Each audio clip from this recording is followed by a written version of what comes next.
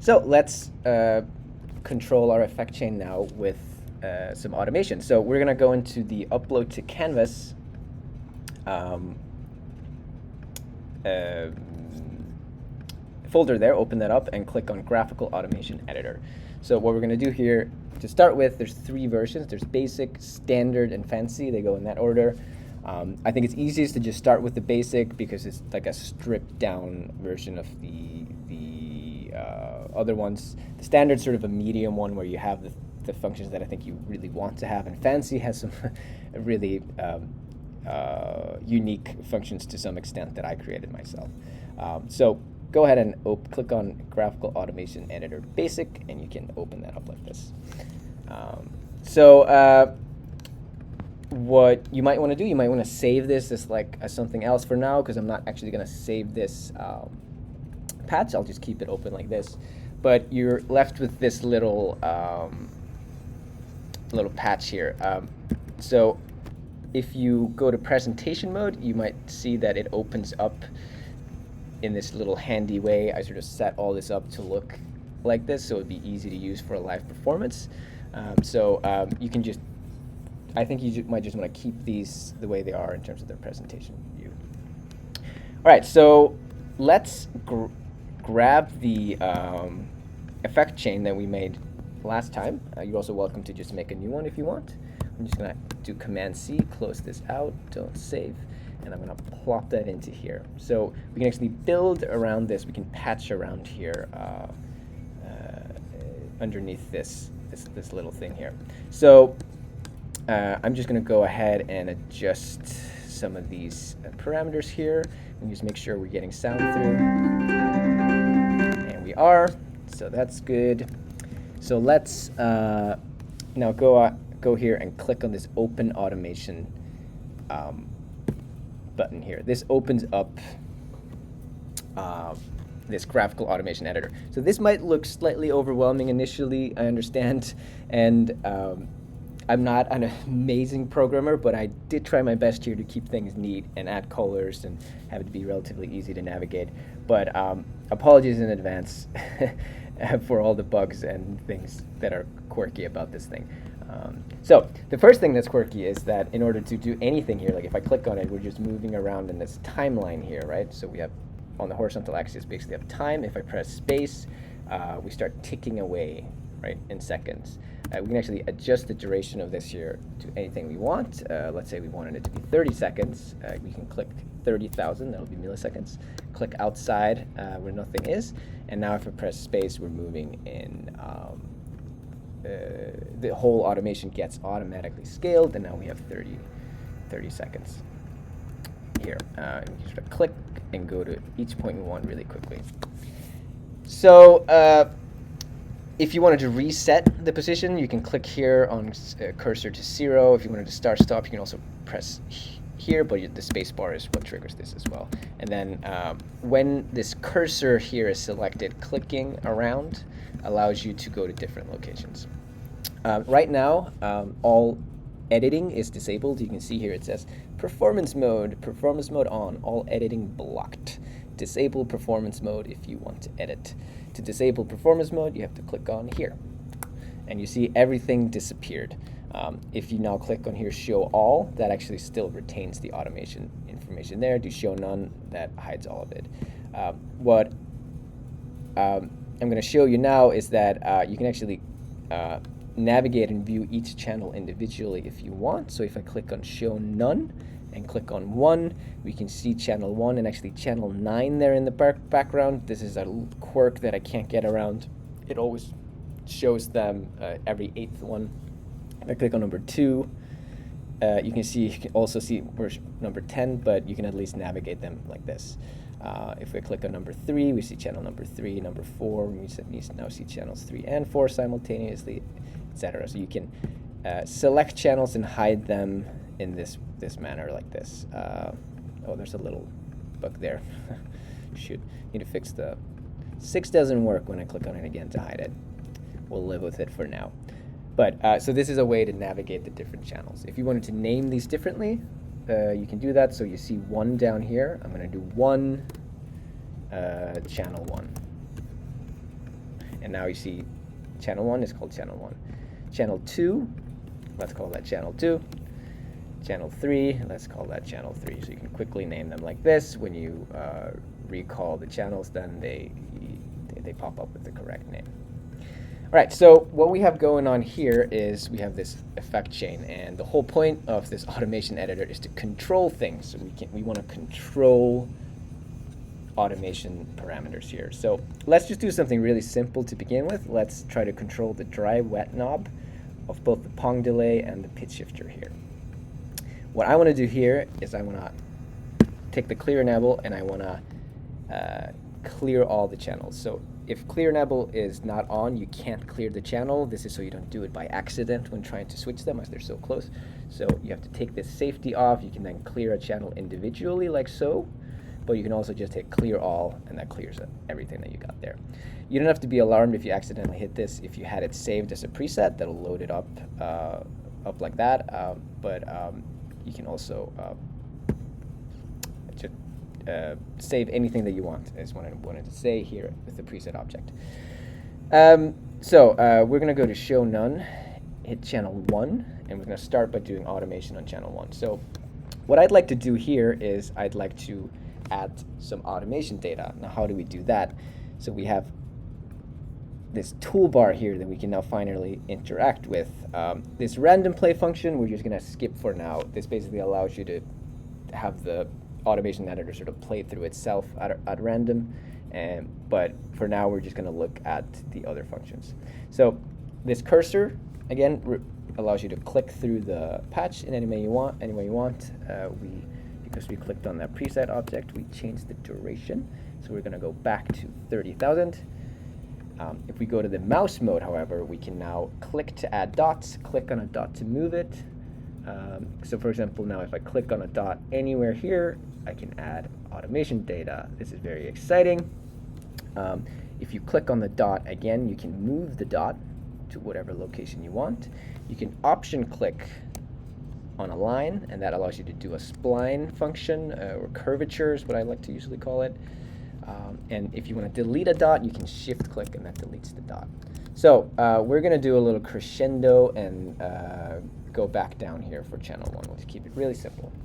For channel 2, we're going to do the opposite, and let's use the pencil function here. So what I want to do is I want to do a contrasting mirror here to channel 1. So I'm just going to draw here. So I'm going to click and I'm holding as I'm drawing, and that adds these dots.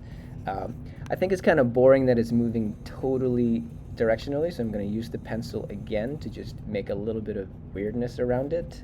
So you see it doesn't overwrite the data, it sort of adds a bit of kind of distortion around the original line that we were moving, and we now have 2 channels of automation saved. I'm going to go ahead and save this as preset number 2 here, just so I have that ready to go. And I might also just rename these channels. So channel 1, I'm going to do Pong delay dry wet. I'm going to then click on channel 2, and I'm going to do pitch shifter dry wet. That's what I'm going to call this one. Oop, little typo. And I'm going to resave this as a preset. I'm going to turn performance mode on. You don't have to do this when you're trying things out, but it's not a bad idea to do that.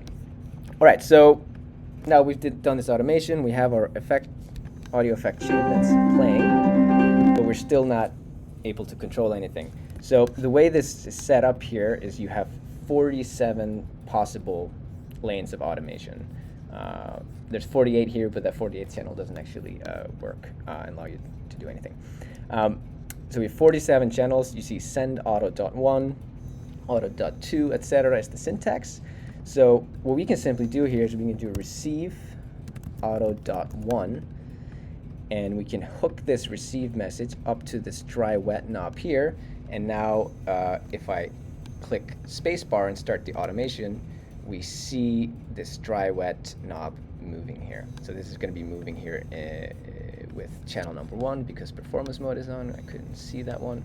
So you see how as this is going up, the dry wet knob is going up, right? I'm going to turn performance mode back on, maybe jump back to the beginning. And we're going to add receive auto 2 because the second channel that we looked at was pitch shifter, right? And that's what we wanted to control there. So we'll do receive auto dot 2. Now this is really all we wanted to achieve. So let's just press play here and see what this sounds like. So I'm going to start the audio input coming in. So this is just basically going to be sounding the way it is. Now, we probably want to add some sort of a pitch shift amount here because we don't really want the pitch shift amount to be 0. So we'll actually add this. Let's do an octave. So now you can hear an octave around there. It's nice artifacts sounding there. I was hoping this isn't too loud there. I'll keep that running in the background at a reasonable volume. I'm going to apologize in advance if you couldn't hear what I was saying there. One thing I'm noticing is this second channel doesn't start quite at the beginning, so I'm just going to add one more dot. So at the very beginning there, starting at 1. We'll go back to performance mode, add cursor. Right, and now we're right there at 1. So, all we have to do now is actually press spacebar. We can press the start stop there. We could also, if you wanted to close this automation editor, we can always reopen it up here. And actually view it here in the presentation mode for the actual patch. So now if we press start stop here, I'm just going to do spacebar. We'll be able to hear this automation.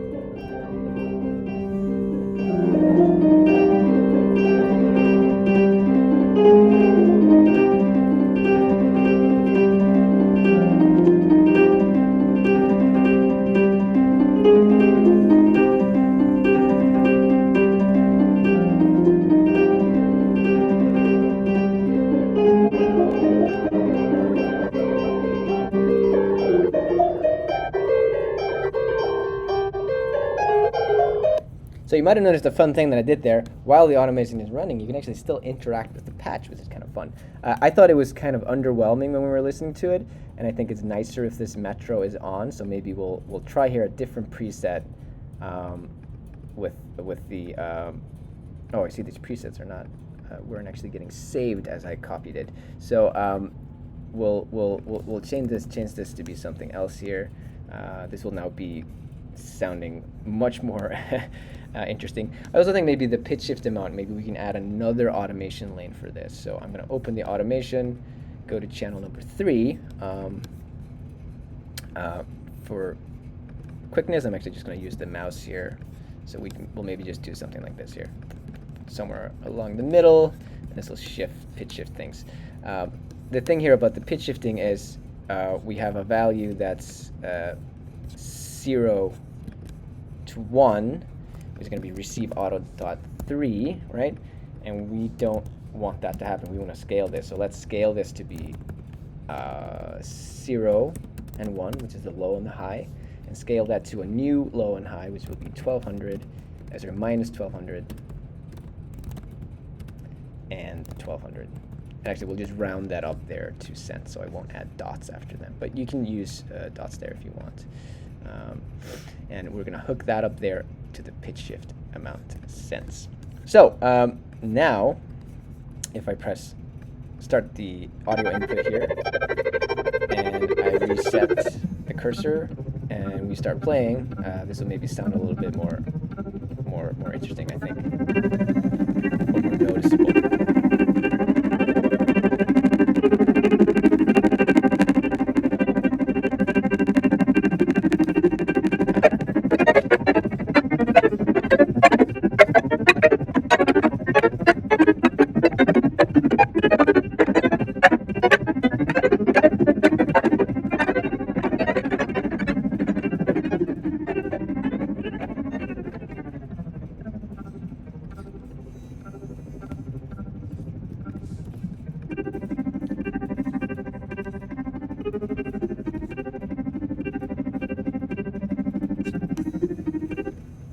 right, so that was it. I hope this was a good start to learning to use this. So what I want you to do now is go in, draw your own automation, save it as a preset, control your own, build your own audio effect chain, and try to do something cool in the remainder of the class.